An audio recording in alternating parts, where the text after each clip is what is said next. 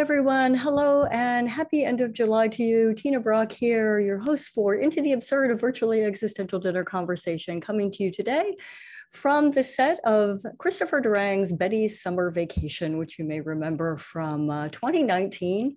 And Dirk Durossette designed this set for us, and he's here today to talk to us not only about that, but his entire career and many, many, many years of designing for all of the companies that you know and love here in Philadelphia and off-Broadway. So thanks for joining us, and you can put your questions in the chat box and we'll get to them this afternoon. If you're joining us on Facebook Live, hello. It's been just a little bit of a respite over the last couple of weeks, but we'll be here back for the next couple of weeks and during the Fringe Festival, and excited to bring to you the voices and the creative minds of people in Philadelphia and around the country.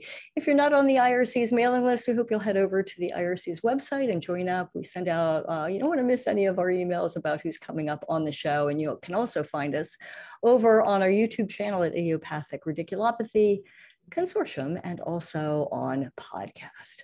So on today's show, we're going to talk about just a subject that is so intricate and necessary, important, just detailed for actor, for director, for everybody involved in a production. And I think that we don't often get the opportunity to go inside the minds of the folks who make these magical, wonderful worlds for us. So Dirk Durossette has been designing scenery, teaching design, drawing, and rendering for the last 20 years in and around the Philadelphia region and off-Broadway. And he's taught theatrical design at the University of the Arts, at Temple University, at Villanova University, and at Ocean County College. He's currently a professor, full-time faculty member in the Design Tech Department at Rowan University, and he has his MFA in scenic design from Temple University. So Dirk Durossette, welcome to the land that we all know and love, Betty's Summer Vacation House. Hello, thanks for having me. Yeah, thanks so much for being here, Dirk. It gives me so many wonderful memories to be able to sit in front of this photo, because what you accomplished in this scenic design on a very little budget in a very small space over at the Walnut Street Theater, and you know, the issues that had to happen with things coming through ceilings and doors slamming and all kinds of things. And we'll get to that just a little bit later, but it's fond memories. And I look forward to the day when we can be back on that stage and get that scenic design for two character play up on the stage. Absolutely. The goalposts keep moving for us. So. Yes. Yeah, fingers crossed. I wanted to start, I'm so intrigued with much of what I love. I see on Facebook a lot, you're doodling, you'll be doodling and posting your designs up on Facebook. And it made me wonder if cartooning or comic book design wasn't in your childhood aspirations. And I wonder if you could speak to that. Yeah, it's fascinating that you said that and you recognize that. I definitely wanted to be a cartoonist. It was a dream of mine. I was a big fan of Mad Magazine. I used to collect them. I was probably a little young, maybe, for some of the subject matter in it, but my mom would always, you know, and you could get them at the supermarket at the time. And if I'd go to the supermarket with my mom, I'd run over and grab the latest Mad Magazine. And I guess it wasn't really the subject matter as much. I just loved looking at the drawings. I just loved the exaggeration. I loved the line work. The images themselves just made me laugh, not really what was being said or what the text was. And I would immediately go home and try to draw them and copy them.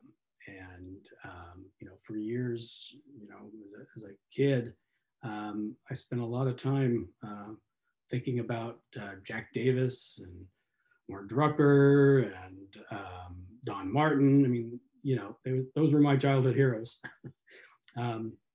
Wasn't into sports so much, but I wanted to see their work. I wanted to be like that. I'd copy comic strips, lay out the Sunday papers, and just try to draw it. And it really was, and I did, and there was a time I was actually like trying to draw some as a teenager and thinking, you know, maybe I should send these somewhere and see. The images were funnier than what I was trying to say with the text or trying to make a joke.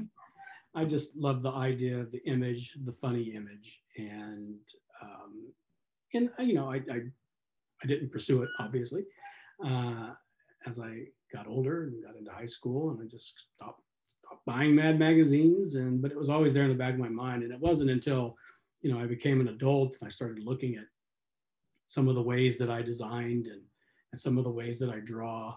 It's like something got into my DNA at that young age with those drawings and with that drawing style. And I think it's fun too, because I think the idea of cartooning is exaggeration. And in a sense, I feel that way about scenery, and I feel that it's an exaggeration of some sort. It's another level. It's a heightened reality. It's better than real. And maybe I don't consciously think when I'm designing, think like a cartoonist, but I think that idea of you know, taking something that's real and elevating it came from that. I hope. I think. And then do you think, like, say, for instance, this set that I'm sitting in front of today, the set for Betty's Summer Vacation, in the design of that, given that play just pushes the boundaries of everything all of the way out, was there anything specific? How were you thinking about exaggeration in that design? If you can remember, that was a couple of years ago, and I sure. And I'm looking at the picture, and I you know, you try to do something that, in all design, you're trying to do something that's appropriate, the psychology that's appropriate to the play that you're doing. Like, what is it about the world that these characters are in that what would support what we're watching? And so the first thing that came to mind in that particular design was color, and you know, high value, high saturated colors, which might seem like, you know, a formula for doing comedy. Yeah, it should be colorful and all of that, but there was no color scheme. I just randomly said, I need the color here, I need a contrasting color here, and I really thought about it in chunks of colors. And of course, the motif of this kind of seaside color of the walls was kind of an abstraction of, you know, playing around with the ocean and the sea. But then these really bright colors kind of just jutting out of the walls and coming right at you was the starting point for that. So yeah, the exaggeration of color was a big part of that. And what's so striking about it is the juxtaposition of that of the brightness against the darkness that then played itself out, you know, on the stage. So you ended up going to Temple, and we were talking before the show. I didn't realize you were in the acting program. As an undergrad in California, I was. Oh, okay. So as an undergrad in California, where did you go to school in California? I went to California State University, Stanislaus. It's a small town in Central Valley, California. Not small anymore. But yeah, I went to school there and went in as an actor. I actually was a music major before I did that. I played the piano and I was studying music. There was no way that I was going to be a concert pianist. There's just no way. And why do you say that? It just wasn't. Was it just yeah. Right. But and so, you know, all of the arts flow together, and I actually took an introduction to theater course as a general ed requirement when I was a music major, and we had to go on a field trip to San Francisco and see a play, and that was our big city, and we went and we saw the show, and I'd seen, you know, a few plays at school and seen some opera, and it was the first professional production that I had seen, and it was George Bernard Shaw's You Never Can Tell, and got good seats. There was, a group of students was sitting really close to the stage. So there was a certain intimacy and a certain immediacy, and breathing the same air with those actors. It was a transformative experience for me. And I thought, I want to do that. I want to get up on stage and do that. And I did it. I don't know how I did it, but I started taking acting classes and auditioning for plays. So I graduated with a degree in theater. It wasn't like a concentration in acting, but it was a BA in theater, and I had been an actor. I directed a show for my senior project. And it wasn't like I thought I was going to be an actor or wanted to be an actor. But I started working, after that, I started working for the opera company in Modesto, California, where I started stage managing, and I got to stay involved in the theater. And I still thought I would, work and do plays around in that area too. And then I just slowly worked my way into helping with the scenery, and kind of just fell into being the stage manager / scene designer, set builder, scene painter, and ended up doing that for quite a few years, and ended up having a couple shows and a little mini portfolio, and thought, well, what do I got going on here? What could I, what's the next step in this? What's my next step in theater, in the arts, in creating? At the time, I didn't know that's what was burning inside of me, was wanting to keep creating. But I applied for Temple University. Well, I went to auditions for several universities, got accepted to several universities, and decided to go to Temple. And I made the big move from California to Philadelphia back in 1997, and I've been here ever since.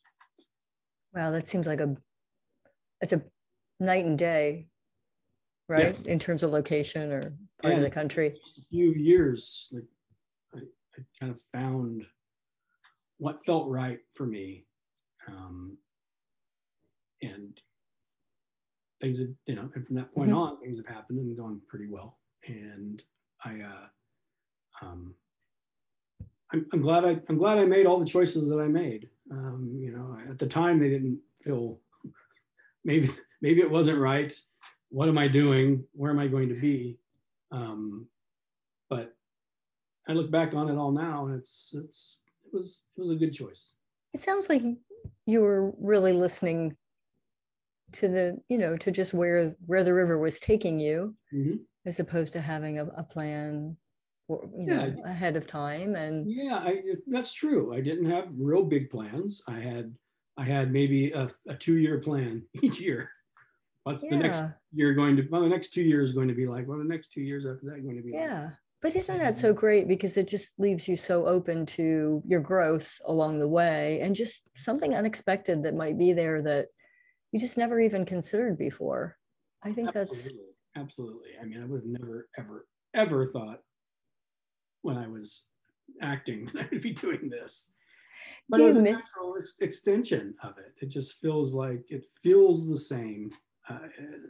The process, that sensation you get when you're starting a new project, a lot of the sensations were the same, and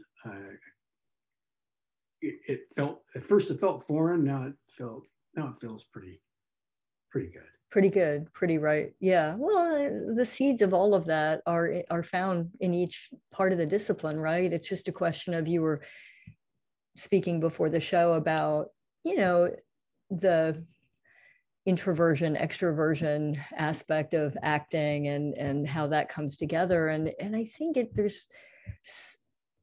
you take the things that you learn in one piece, it would seem to me, and you apply them in so many different ways. Do you miss it all? I guess a better question is, what from your acting that you learned when you were an undergrad do you feel is useful for you when you are designing or when you are working with a director? Yeah, I think the conversations are close to the same. still. I think the conversation an actor has with the director are not far off from what a designer has with a director. You're still talking about those essential things. And then there's they have different tools to do those essential things. And the essential things, I mean, the story that we're trying to tell. And we're all part of that storytelling process. And I think my discussions with directors when I was acting are a lot the same that I have with directors today as a designer. I think a lot of the words we use are the same. I think the process of thinking through a script is the same. I do think I do think about acting when I'm reading. I do think about the space. I do understand what it feels like to be on stage. You know, I sight lines and getting through doors and knowing how the space feels. I think I could still pull from when I was acting, maybe, I don't know. But I don't miss acting. I don't think I'll, there were times I thought people are trying to talk me into auditioning here in Philadelphia for things, and it's just nothing I really want to do. I've thought about it, but I'm. What kinds of shows? Give me some of the authors that you performed in when you were doing. I played Demetrius in Midsummer Night's Dream. Did a Václav Havel piece. Largo Desolado. And Chekhov, was he in the mix? Chekhov. Yeah. My gosh. Could see that. Shepard. Could see that. Didn't do any, I didn't. No Shepard? Oh, I did. I did Cowboy Mouth. I was going to say, you did the Shepard. I played Cowboy. Mammoth? I don't think I did a Mammoth. Yeah. I like a very broad range of possibilities, both classically and American West. Yes, Shepard. Yeah, definitely. Shepard he was that little poet for all of us out in the Central Valley, California. He was our guy. Yeah, there's nobody writes quite like he does about that space, place, people, you name it. I'm thinking when you were talking about how as an actor, you know, the conversations that you have as an actor versus the conversations that you have with a director. But I remember when we were trying to solve the problem in Betty's Summer Vacation of the entire ceiling collapsing and, you know, what ensued after that and working through that with the, you know, with the idea that you came up with. And I remember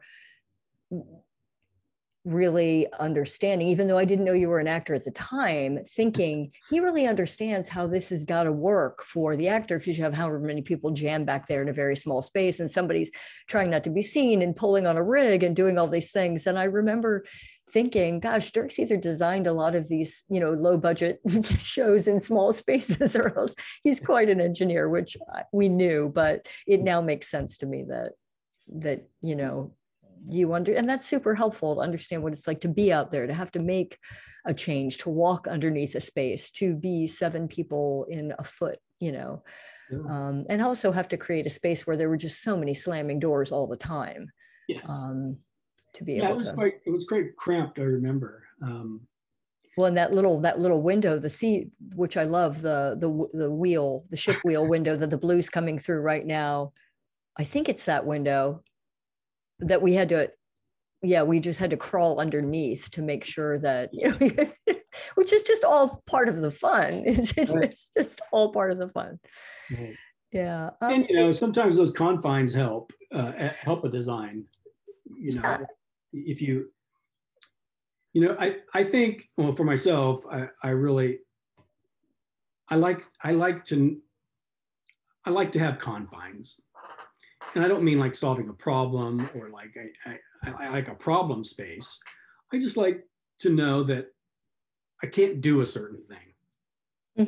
Because, and I mean, some people may say, well, no, you have to solve the problem. You can figure things out. Well, I like limits. like limits in space. I like limits of height. I like limits of width. Because then you can really mold how the design is supposed to fit within a certain space. And you know, and a lot of theater work. I've done a lot of theater work. We all do. Sometimes they're in buildings that weren't theaters to begin with. Mm-hmm. So those kind of confines are very interesting challenges in that, you know, it's not a proscenium theater built for plays and built for a performance.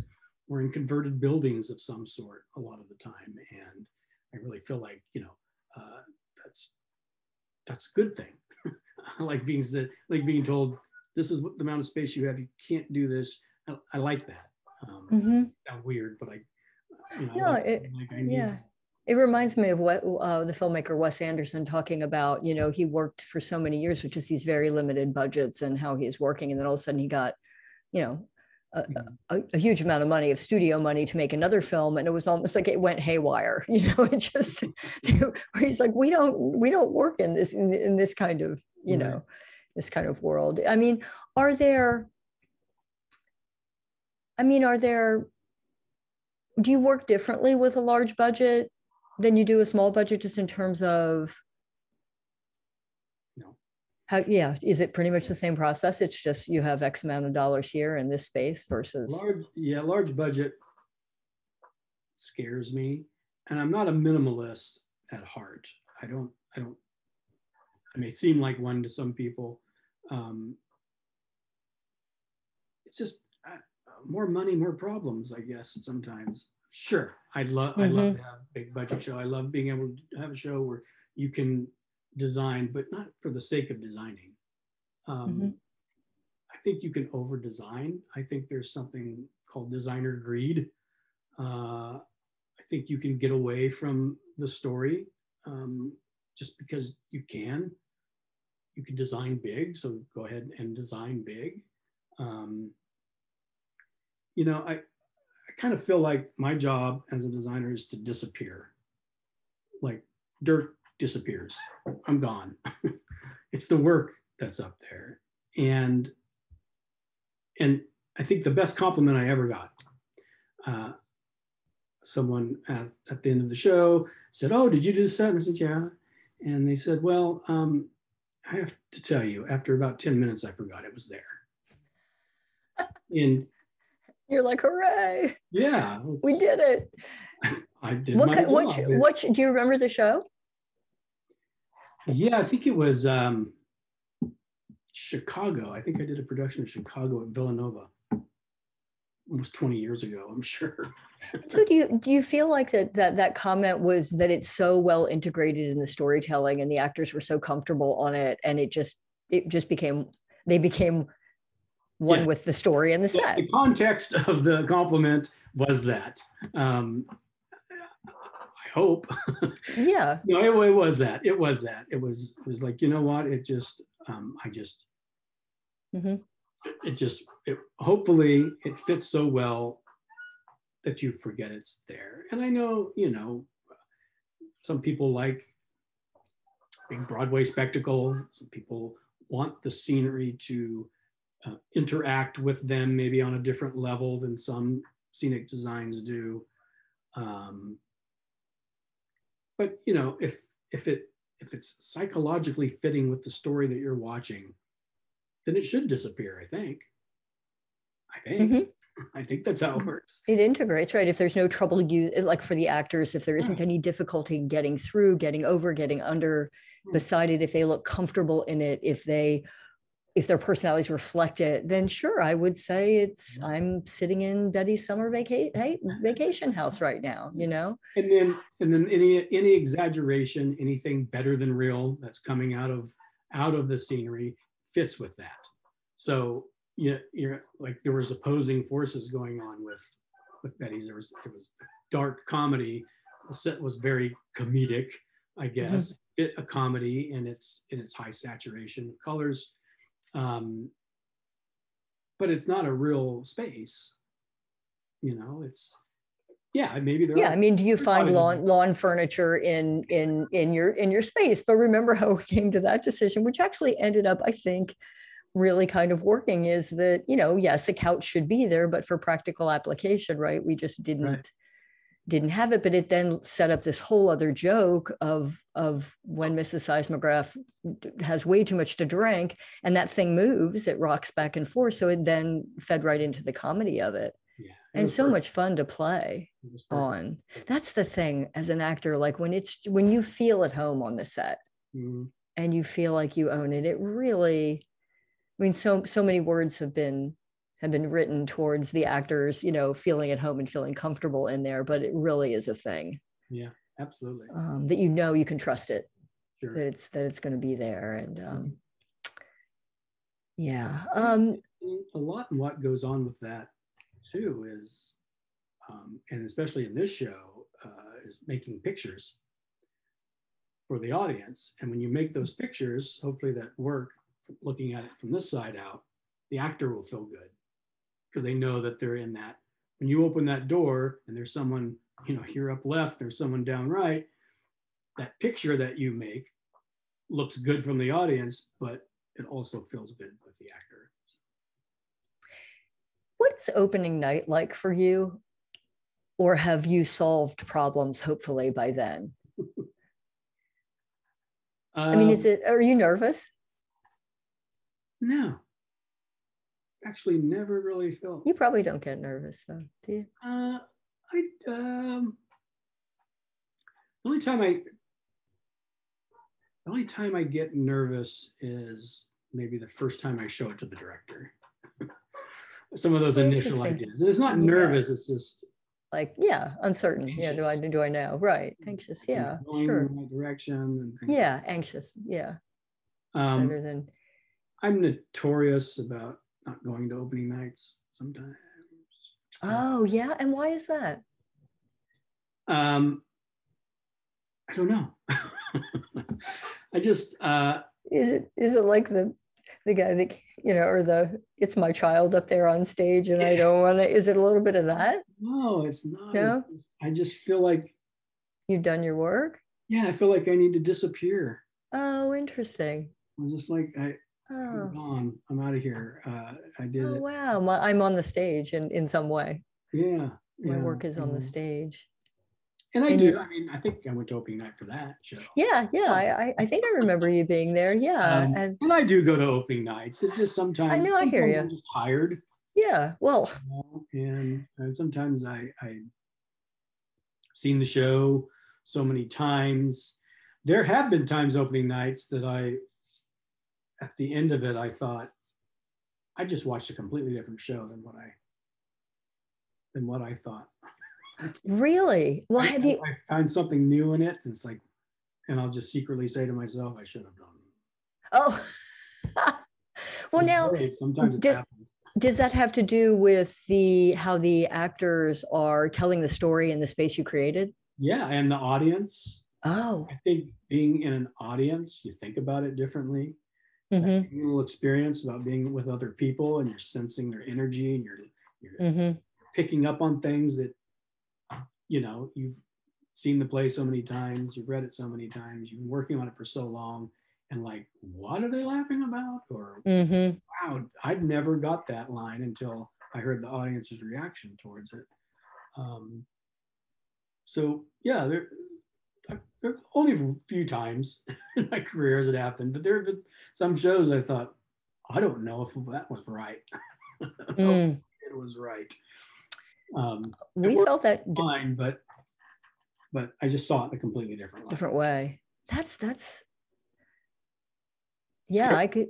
Yeah, I mean, I know, you know, as a cast, we talked about this a lot because we just had absolutely no idea what was going to happen when Betty got mounted for many different reasons, because it was taking all kinds of risks and just pushing buttons in all different ways, shapes, and forms.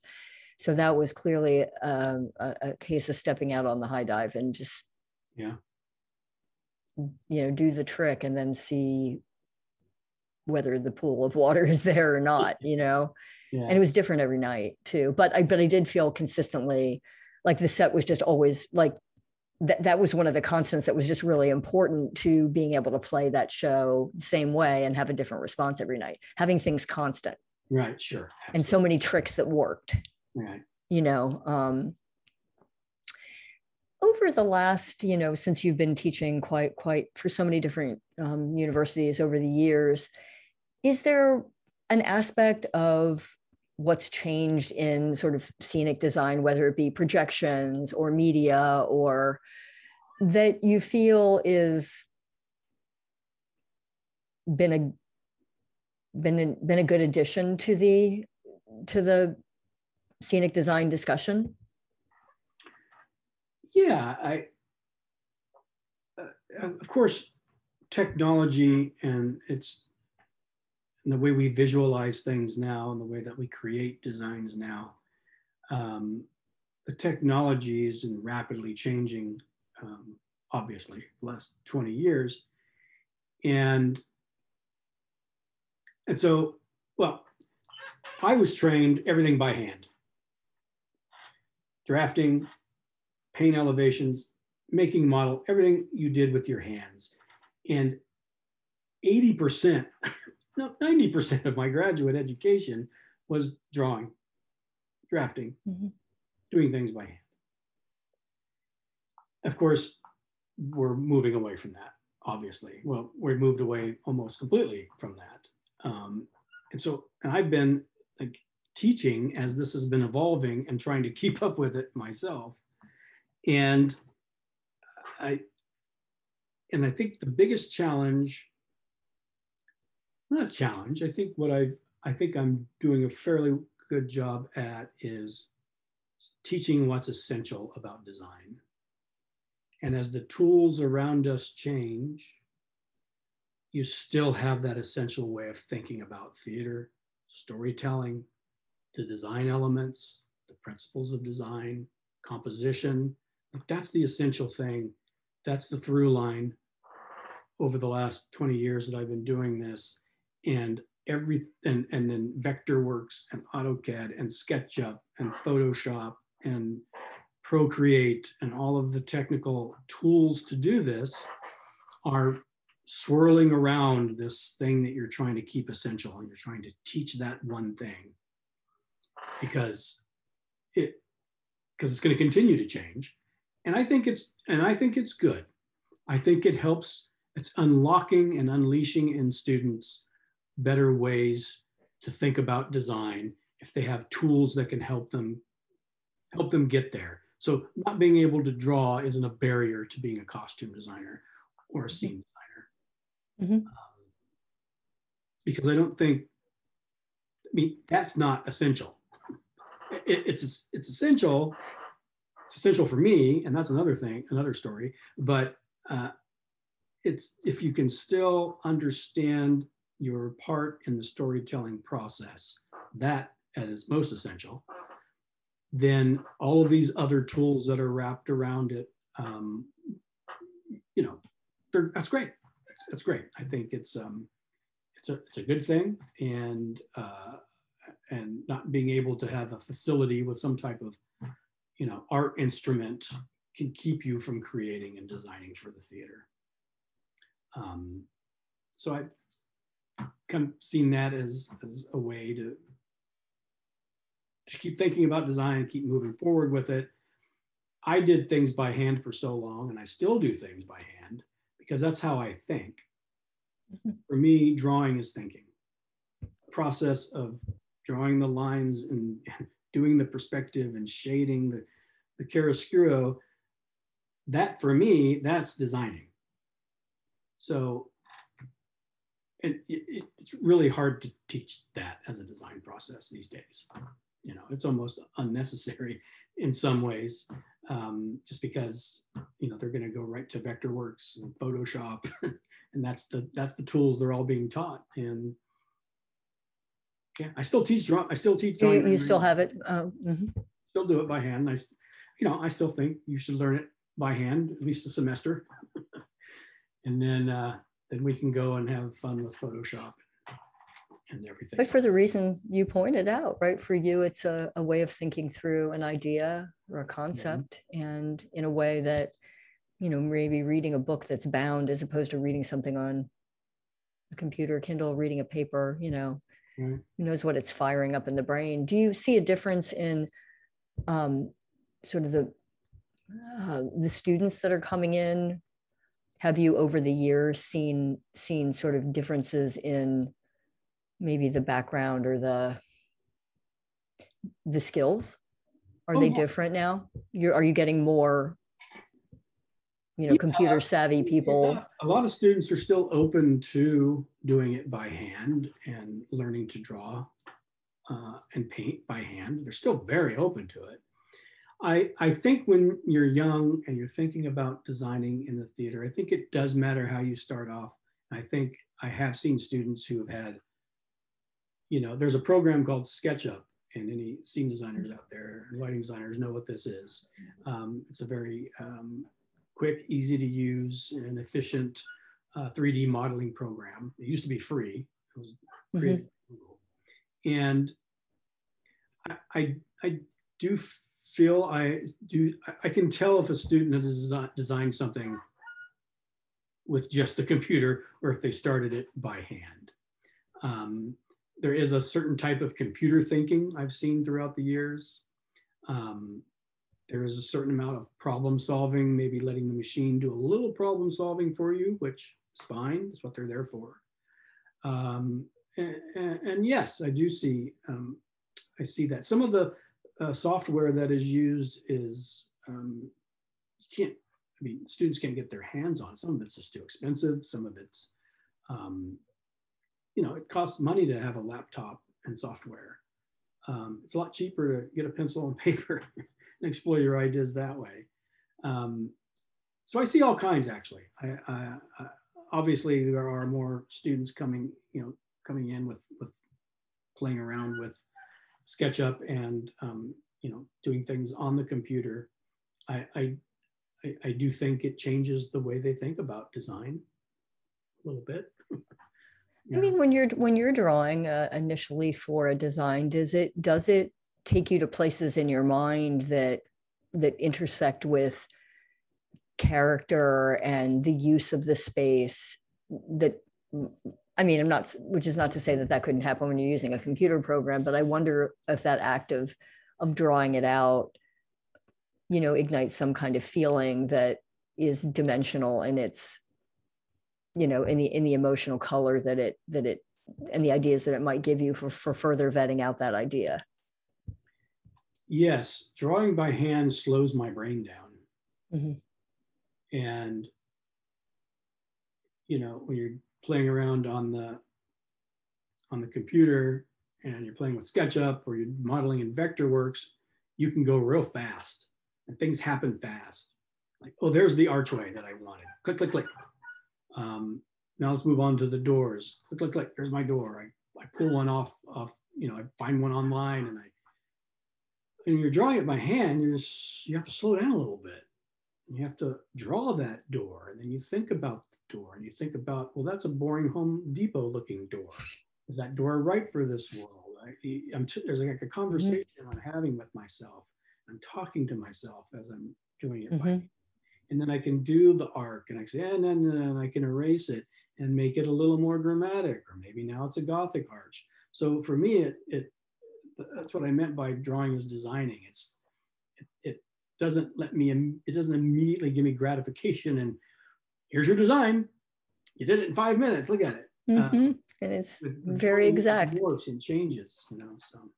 Because I know that conversation, you can just see a little bit of them, but the doors, the purple one, the pink one, the green one, they were descending in their width. We talked about, you had talked about another way to add, and I think they're louvered, but one of them's not. I mean, they were different, each one of them. And then you had, you designed them such that each one had some bad beach decoration, and it was a little bit like, The Price is Right, the three doors, but another way of getting, and just really making it fun for the actors. It's also another way for us to remember what we're going in and out of each time. Yes. the green door, the pink door. Yeah. And in a lot of ways, it's your typical farce set, Yeah. A lot of doors. So. Yeah. And slamming. That's always the challenge. Will it hold up? I wonder about when you're designing for a show, at what point or ever, does video tend to come into it, or some kind of other design element that's not simply interior? Is that generally a director request, or it comes out early in the conversation?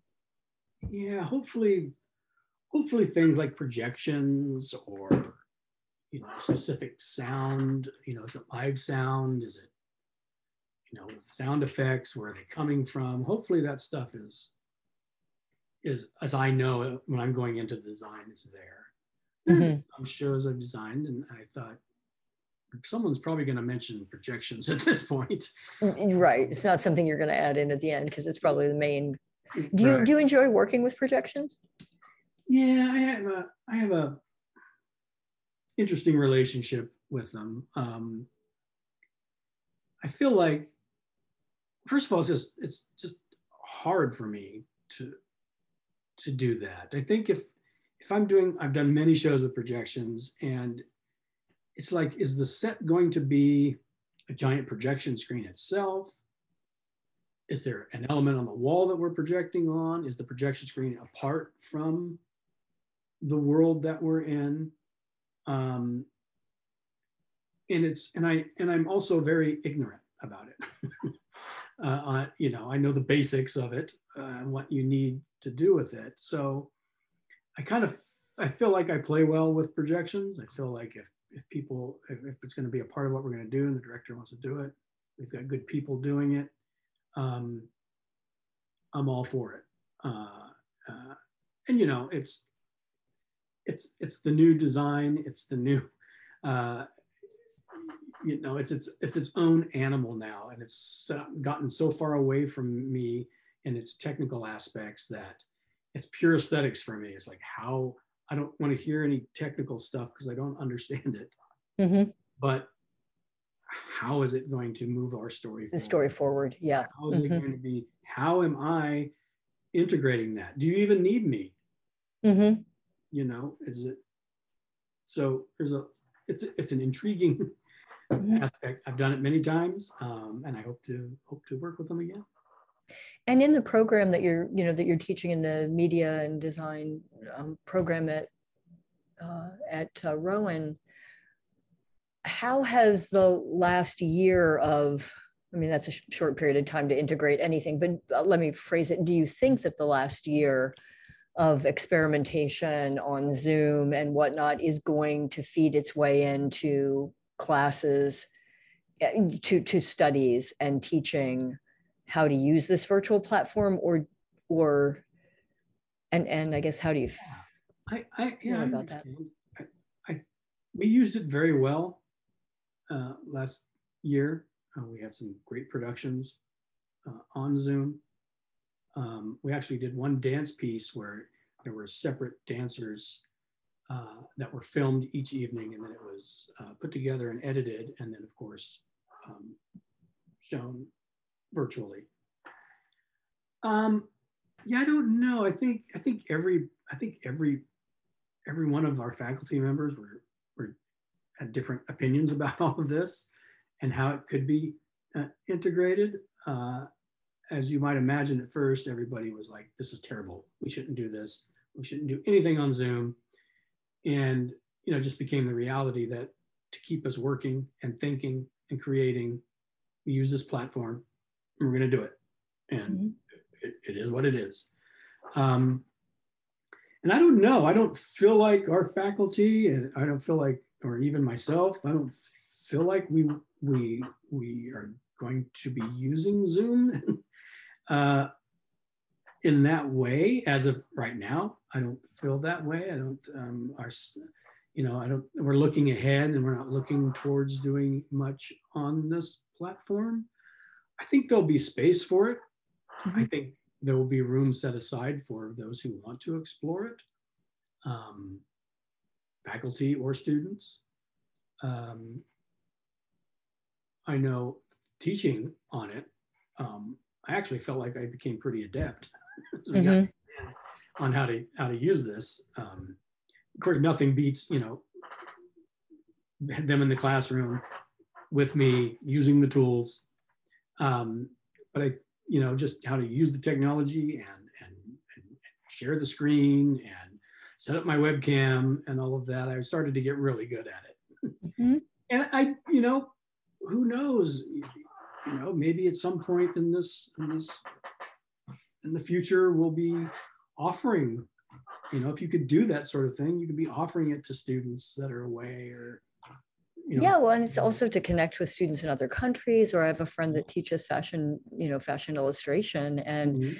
was teaching to students in China and in Japan and different time zones and whatnot. But the stories about trying to understand how to teach, fashion illustration with a model, just sounded like, but in the end, like, wow, I did that. We did that. We made it happen. Yeah, we did. I think they're still with us. Hopefully, students are still ready to go. I think we held on to them. I hope long enough. That well, I think certain bonds were created and different connections were made that were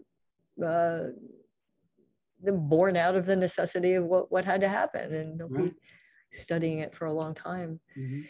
Do you have a favorite author? So when a director calls you and says, Lane calls you and says, we're doing Shepherd, do you think, oh, this is, are there certain authors you live for? Yeah, I love to do Shakespeare. I think I love to design Shakespeare.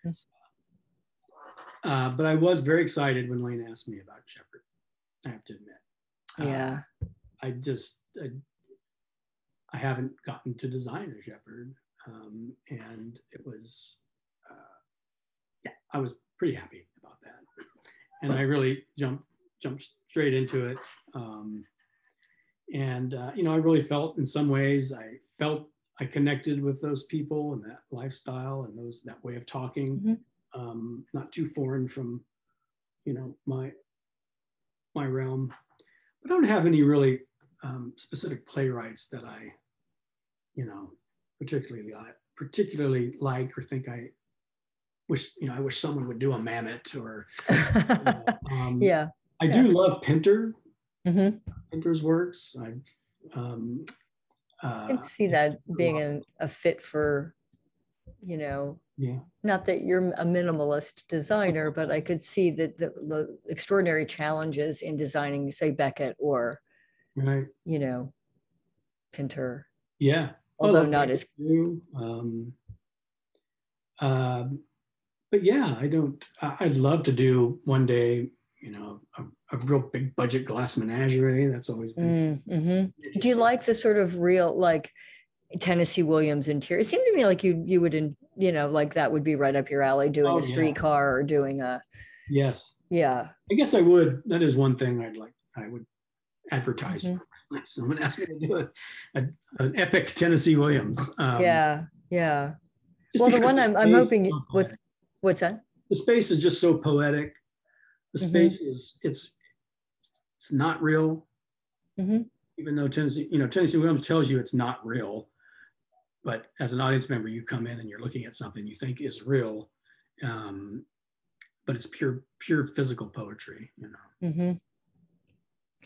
Well, I do hope that production of the two character play, we can get up in the space. I know we had talked initially about, you're designing it in the Bethany Mission, which presents its own set of interesting and unique challenges and energies from the art that's there as well. And I guess designing something like that there versus a space like, a space at the Drake or at the Walnut, or a space that's four walls is what do you think about found spaces, just in terms of, as a designer, are those challenges that are ones that do you look forward to that? Yeah, I think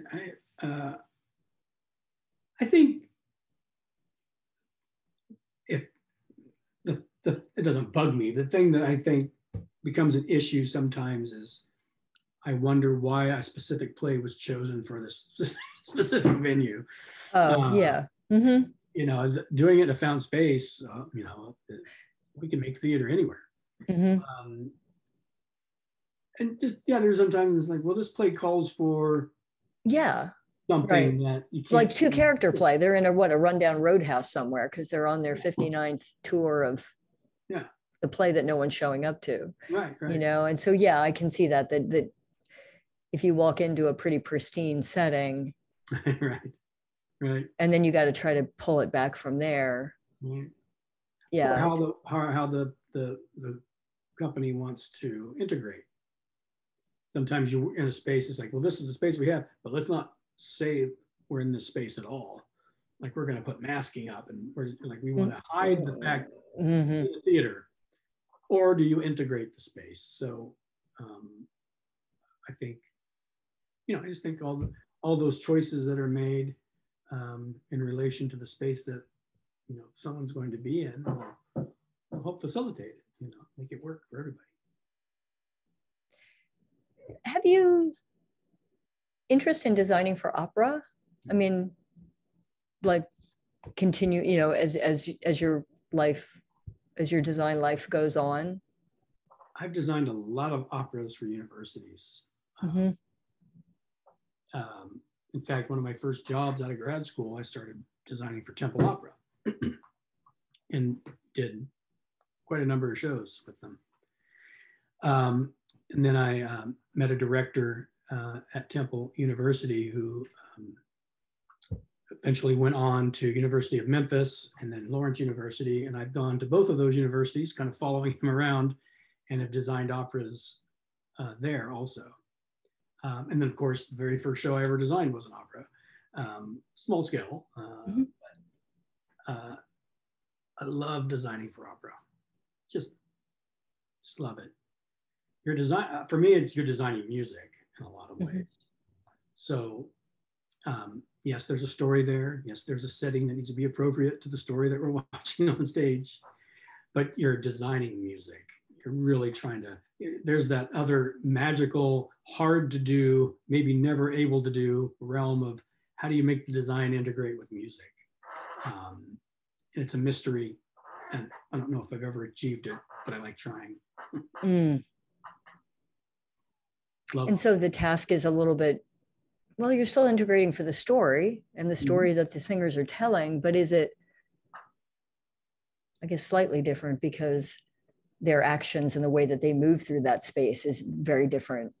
Sure. Music is the main force of the storytelling in opera for me.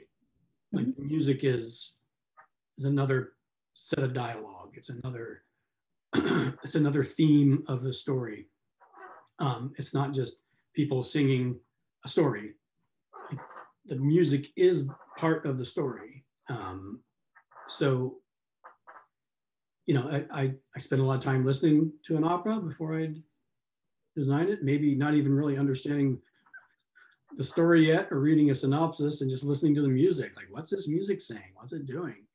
And that's like, it's the hardest thing in the world. And I don't, and I really rely on opera directors are fascinating, and the way that they understand the music and the story is like, I don't know how they do it, but so I rely on them, like, am I even in the right direction? But I just like it because it's, it really is, like I always say, my catchphrase, it's better than real. So, opera is that. Better than real. Do you sketch when you listen to the opera? Sometimes I just like, what am I thinking? I Google an image, or or a little bit on the history of it, and like, oh, what, the composer lived through this thing in their life. What was that? How does, like, what's this motif in the music? Like, what is that representing to the character that's singing that particular part? And so, I've sometimes I'll do a little sketching. Sometimes I kind of just want to listen to it. Sounds a little bit like the process of how you got, from your journey as a child to where you got to. Is it just a lot like designing your life? I mean, it's just, you sketched it out and it sort of went this way, and then which is a really is a really fascinating way of pursuing it. You know, whether you knew you were doing that at the time or not, but it also sounds like you were following, you know, following your instincts and not stepping too far ahead of the next act, you know. I never thought of it that way. It's true. I kind of just sketched my life as it went along. Yeah, I was that way, and then it went that way.